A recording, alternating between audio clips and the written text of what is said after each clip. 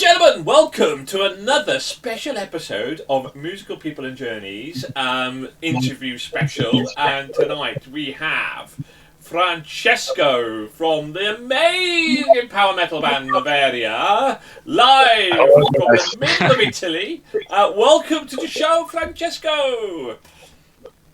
Thank you, guys. It's a real pleasure being here. So thanks for having me. And let's make this epic, shall we? Yeah.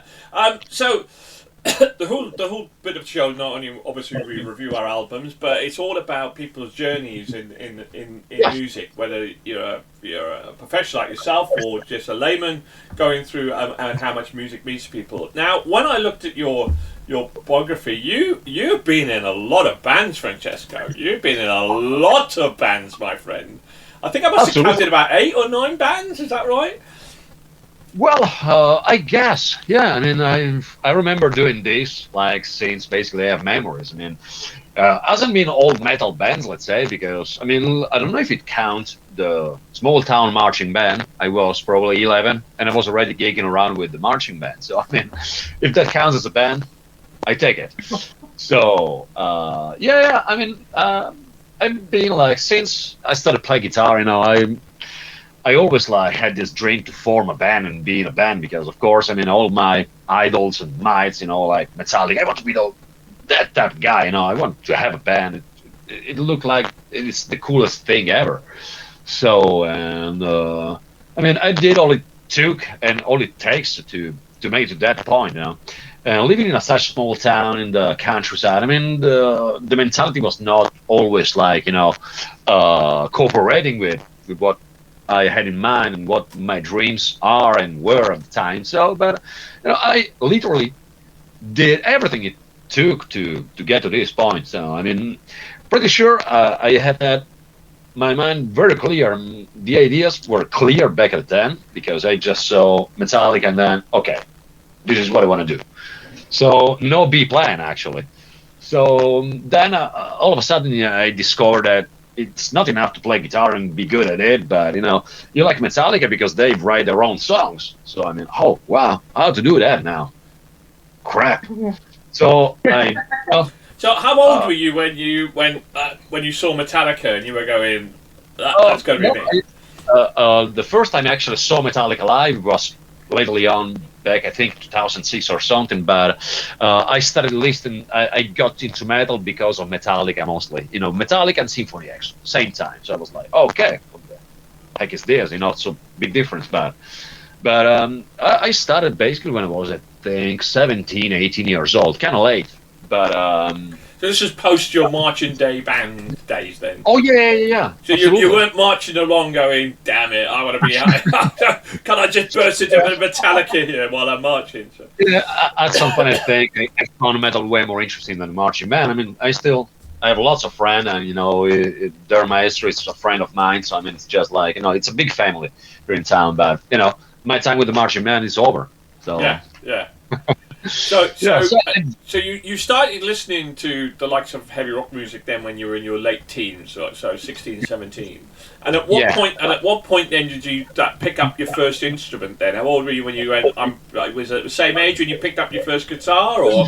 Yeah, basically it was, I picked up the guitar in my hand just by the moment that I started listening to Metallica, and it felt so cool, I need to learn that. So it was basically at that moment because I used to play the saxophone in the marching band. So total different instrument. So, but I knew how to read the notes already by then. So I was already into music since I was basically a child, basically. Yeah. So. But I didn't have any clue on how to play the guitar, so it was at the time quite also difficult to find teachers that were into metal, that can show me how to play. I wanted to play Master of Puppets and all those songs. Yeah. And here, in my area, it was weird. I had a teacher that showed me how to play guitar, and it got me into Mark Knopfler and the Dire Straits, Pink Floyd, and all that. So all good stuff. There's not completely. Well, let's stop you there. That's a matter of opinion. Mark Knopfler, yay. Pink Floyd, meh.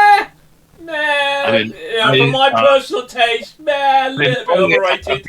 Miles off, but I've never been into this the Pink Floyd guy at all. This prog rock. Who wants being prog rock? Boring. So I'm sorry if somebody got. No, don't apologise. Don't apologise to us anti-Pink Floyd fans. Don't you worry about that. I'm with you 100%. So I'm going to make a quick jump now, and we're going to come straight back because I want people to kind of like go on this journey with us. And so, how would you? Because I described you as power metal and Noveria as a power metal band. Is that how you would describe yourselves, or would you describe yourself as something a little bit different? Actually. This is a very interesting question. So, how I got into power metal, if I got that right. So, basically, I mean, the more I listen to metal, the more... No, we're going to get to that point. The question I want to ask is, how would you describe Noveria as a power metal band?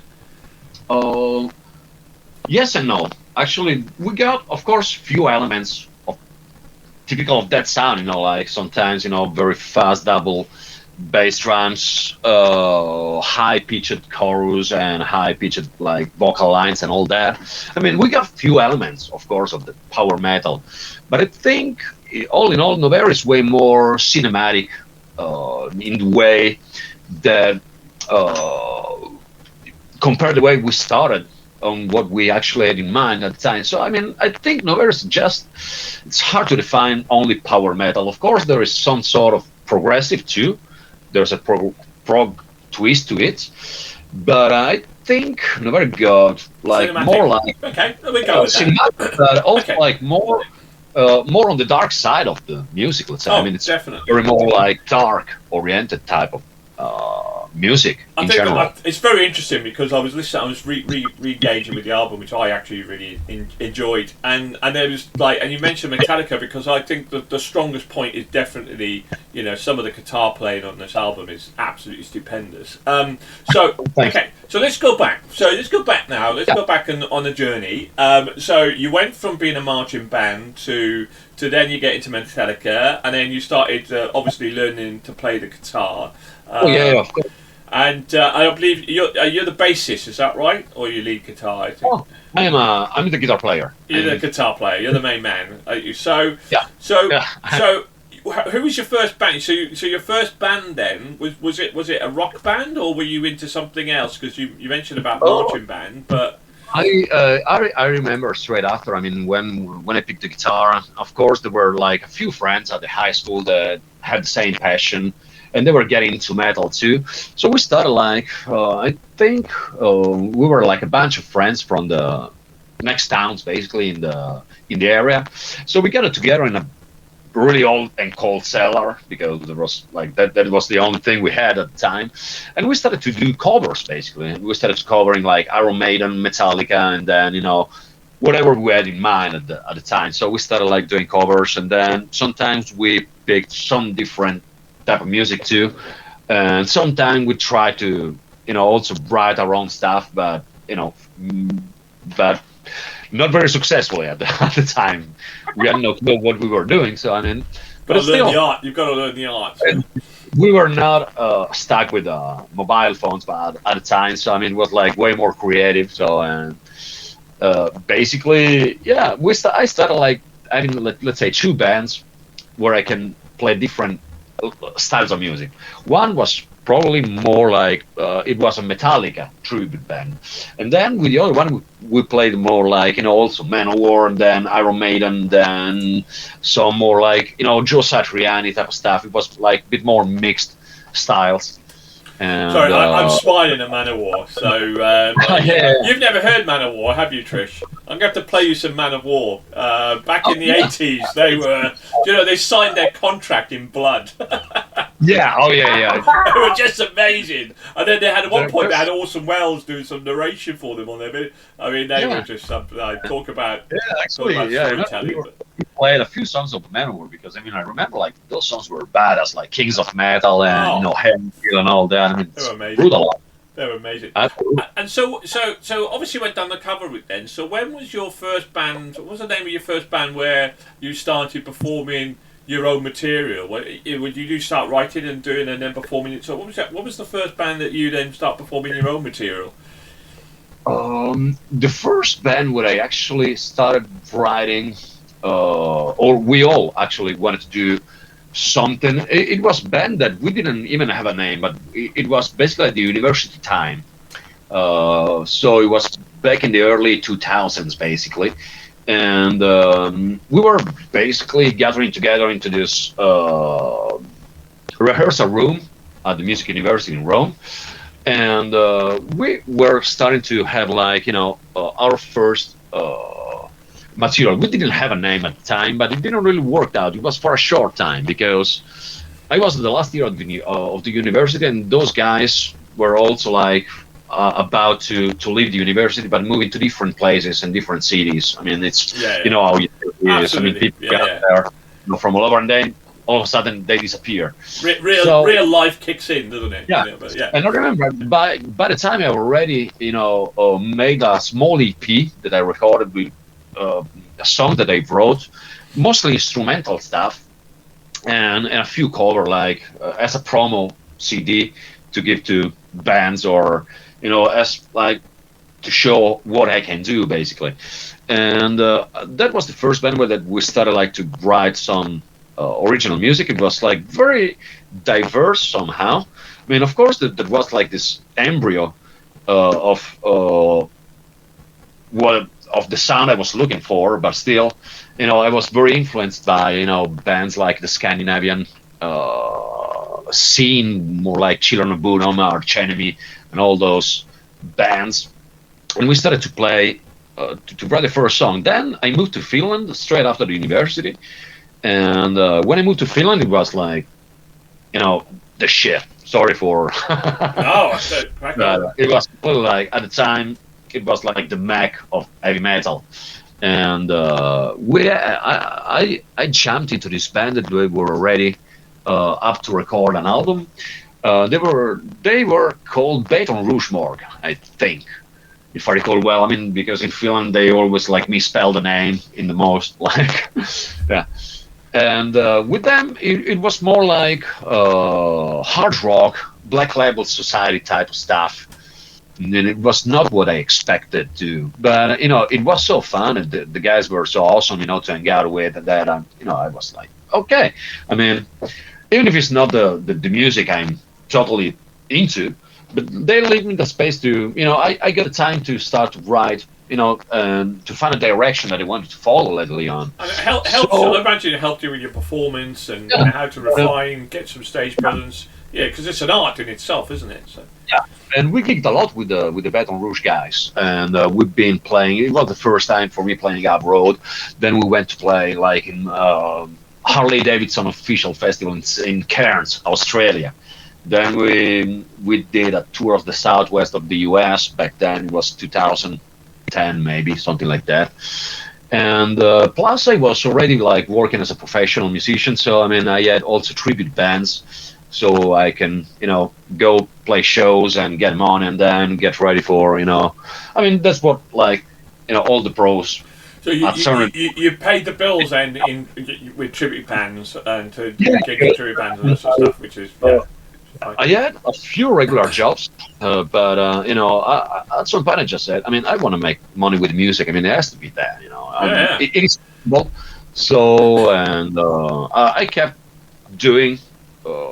Everything's possible to keep the guitar in my hand, and so it was a lot of, bands tribute bands where we're circling here in Italy, and lots of summer gigs. It's been full there for many years, and after 4 years I spent in Finland with the Baton Rouge guys, then I got an offer to run a music school, my own music school in Rome, in the center of Rome. So I took that offer, and I still basically I ran that for 14 years. I just quit a few days ago. And what sort of music are you teaching at the music school then? All sorts or? Yeah, I mean, we teach basically every style, but we were one of the first schools of Rome, actually the first school to have heavy metal department, like a proper, yeah. School of Rock. The thing is that I was so, how to say, I was so, kind of depressed because at the time I couldn't have like an heavy metal teacher, to show me how to do what I liked. So I just said, okay, I'm gonna do that. So I'm gonna be the guy to, show the other guy the ways of the guitar and the way of metal. So, and it's been like a very, very good journey. So when did Noveria be? When was Noveria born? What year was it? Basically, the first, let's say, the first ideas of Noveria was born basically in Finland. While I was still living there for, I think it was the last year, and at some point I was not, not satisfied anymore about the music I was doing with the Baton Rouge guys. I mean, they were all cool. I mean, still whatever, but that wasn't my style. I also been playing in other couple bands for a very short time in Finland, but nobody of those bands were like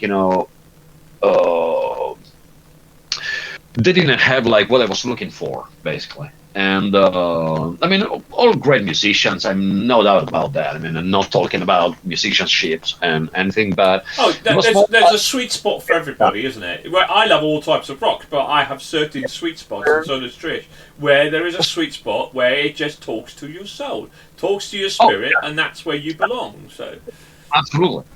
And basically, I remember I was at home with my wife, basically. I just met there in Finland. She's living with me now. We are basically, 15 years together. So, long story short, she just said, Frank, I see that something's wrong with you. I mean, what is it? And I don't know. I don't feel like comfortable anymore with this band and stuff. It's not personal, but it's... And she was like, I mean, honey, you're like a phenomenal player. Why don't you do your own thing and you write the songs and stuff and then, I mean, give it a shot. And I was, yeah, probably you're right. So I never like wrote song with the goal of making an album. So, but that night I remember like, okay, maybe I definitely need to do that. So I started writing like the first ideas that basically lead to what it could have been like the first Noveria album. So I already had a bunch of ideas for that track down in my own studio. But the Noveria guys, actually, when I met them, it was lately on in Italy on a small festival. And I just met those guys, brilliant musicians and very fun guys to hang out with and stuff. And since I was moving back to Italy, I just told the guys, we were already in our 30s, 29, 30, so we were already like, let's say, mature enough not to waste time. And I just say, guys, I mean, you're my dream player, so would you be interested to form a band?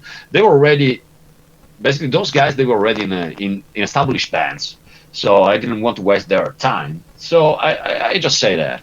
So, I mean, you're my dream players, guys, so, I mean, what about if I let you not waste your time like in a rehearsal room? I will come with you at you guys once I'm done writing the songs. If you like it, we do it. If you don't, still, we're gonna be friends anyway. So basically, I wrote the whole first album basically without having the idea of the band. I mean, we had the idea. Did you write the music or the lyrics or both? Basically, I wrote all the music, right. And we all figure out the lyrics later on. Absolutely.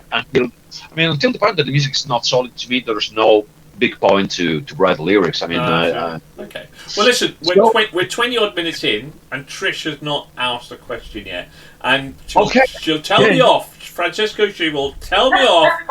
She'll say, "I sat there for 25 minutes, you didn't ask it." So we've got to let Trish come in and ask some quick fire questions here for you, Trish. Yeah. Okay. How did you choose the name of your band? Take it again. I think the connection was a little. What? How did you name your band? How did you get to name your band? What? Oh, okay. That's a very nice story. Actually, it was the day that we shoot the first video of our first single, Downfall, back in 2014. And believe it or not, that was the first time that the all members gathered together. And we met for the first time all together. So we shoot the video, and then there was like a metal festival in the town, like a couple miles away from the location. And so we attended the metal festival, and then there was this guy with a stand, basically selling runes, that's Nordic runes and stuff. So runes. They said runes. Rune. Okay, like, Yeah, okay, I do sound talent so bad. Good God. So basically, it was me and my wife, and she's from Finland. So I mean, she was like, "Hey, why don't we pick a couple of runes, from?" And yeah, I mean, so we went to the guy, the stand, and he goes like, "Yeah, you need to, pick it from the bucket," and he started to mix the whole thing because it has to be casual. So basically, me and my wife both picked the Dagas rune, which is basically what is basically our logotype. And basically, the meaning of the Dagas was the new era, like Nuova Era. And I actually made a fusion with my town, which is called Casperia. It came like Noveria.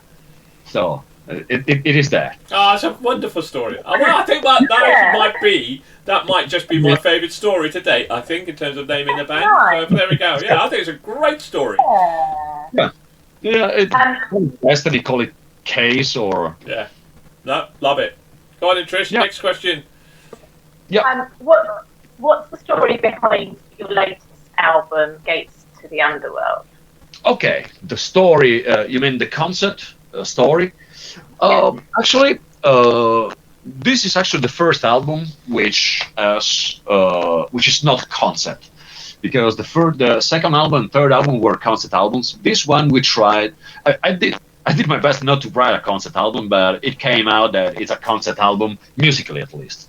So let's say that the lyrics are not following a main theme, but the music, it's very connected. It's very tied up together. I mean, every song merge into the other. So I mean, it's just like you get this flow.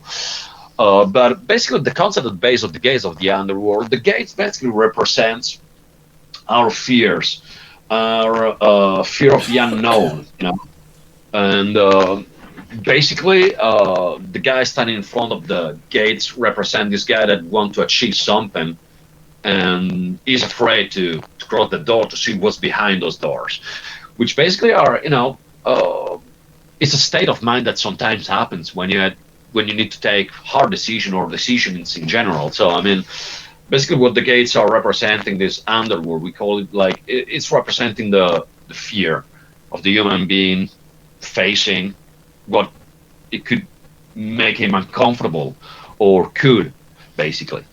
So that's thinking about that now.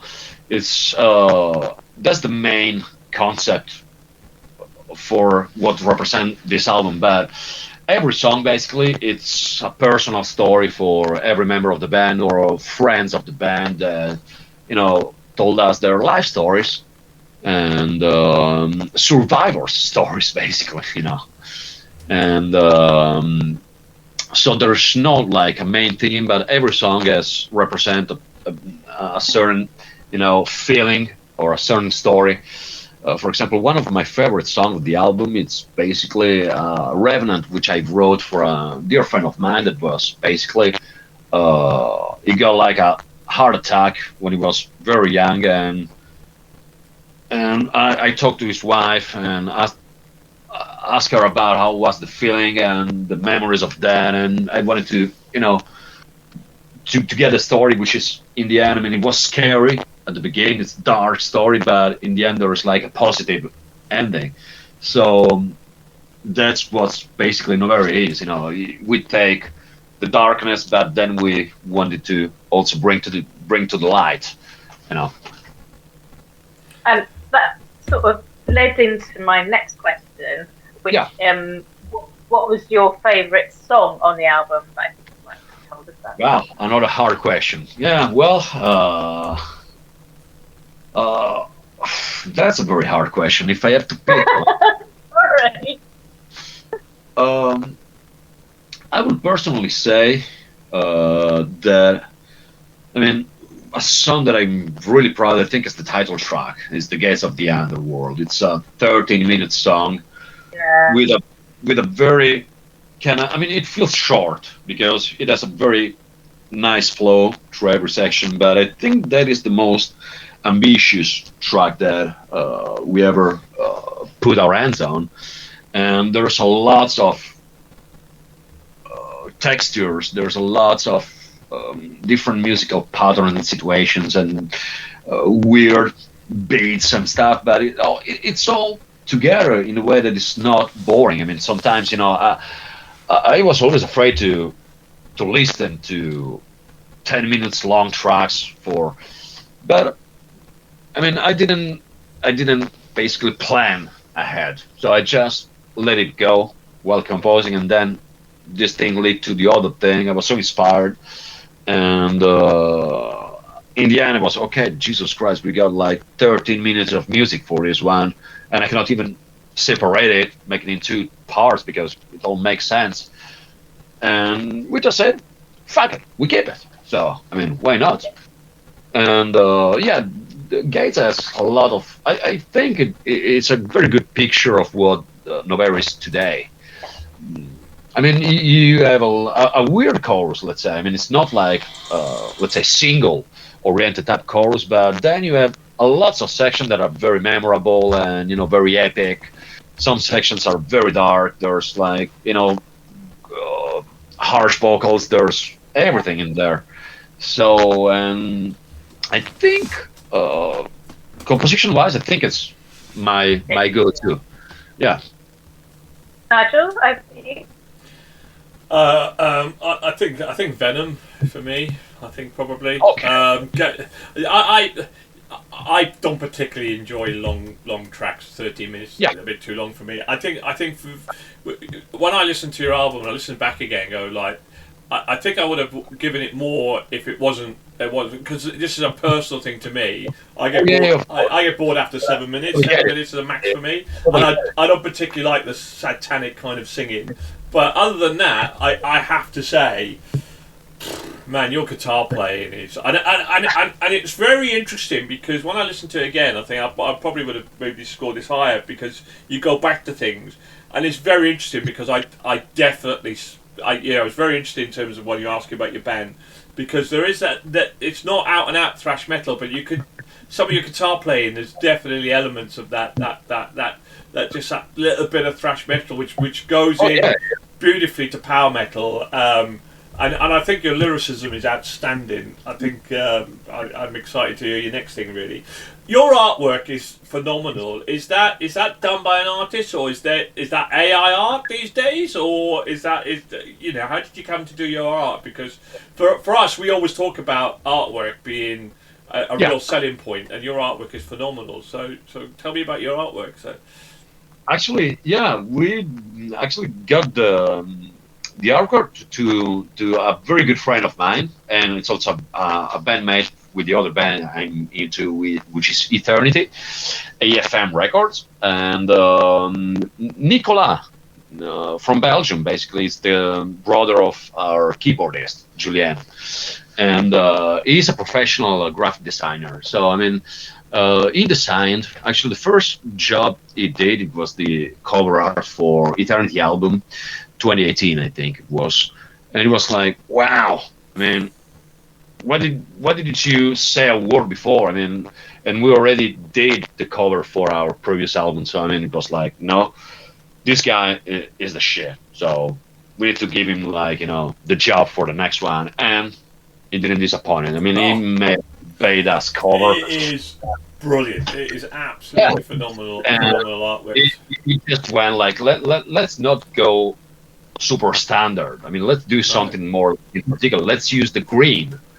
And I was, yeah, man, I love that alien type of vibe, and referring about the movie, but, it's, we loved it as soon as I mean, this is the first time that actually we go through all the work in progress and design the cover. But and he showed basically every progress he was doing. I mean, the more it took shape, the more it was like, okay, man, this is gonna be incredible. So well, you've got a lovely combination there of what I call Cthulhu versus kind of War of the Worlds type of stuff, but equally that it's outstanding, your artwork, absolutely outstanding. So Nico is awesome. So I mean, we're gonna keep working with him. I mean, it's just like incredible. So sorry, go on. I was going to say, so in terms of supporting the album, then are you live gigging? Are you touring? How are you kind of going about supporting the album and so forth as well? What's the what announcements have you got? The plan is basically to play as much festival that we can. Touring, I don't know if we are gonna make in time to tour like for a proper tour this time, but for sure we're gonna go to play in Japan somewhere after the summer.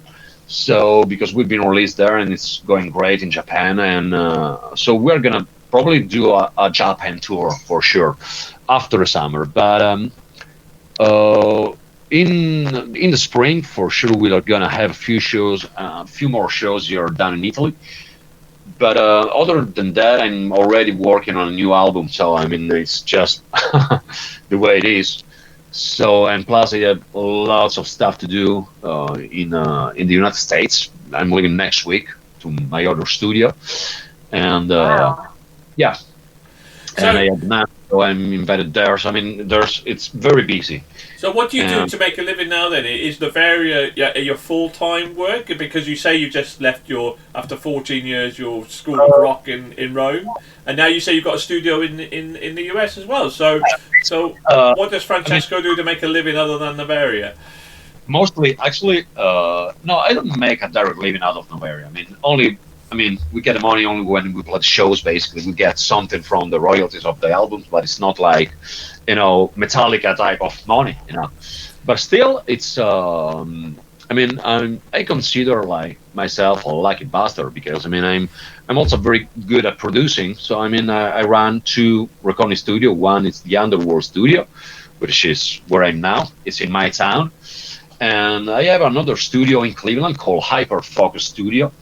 And it's in the Great Lakes area, North America, and I'm leaving next week. So I basically, I mean, in the same time that I was running the school, I had the time to write the albums and to become a producer, basically, because it's always what I wanted to do, I mean, producing my own music, producing other bands and other people's music. I mean, I've been writing a lot also for other people and for other artists, or help them to achieve what they have in mind.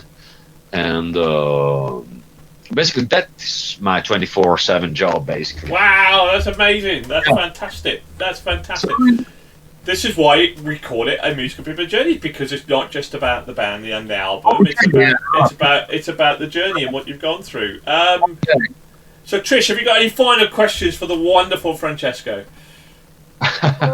Let me Thank you.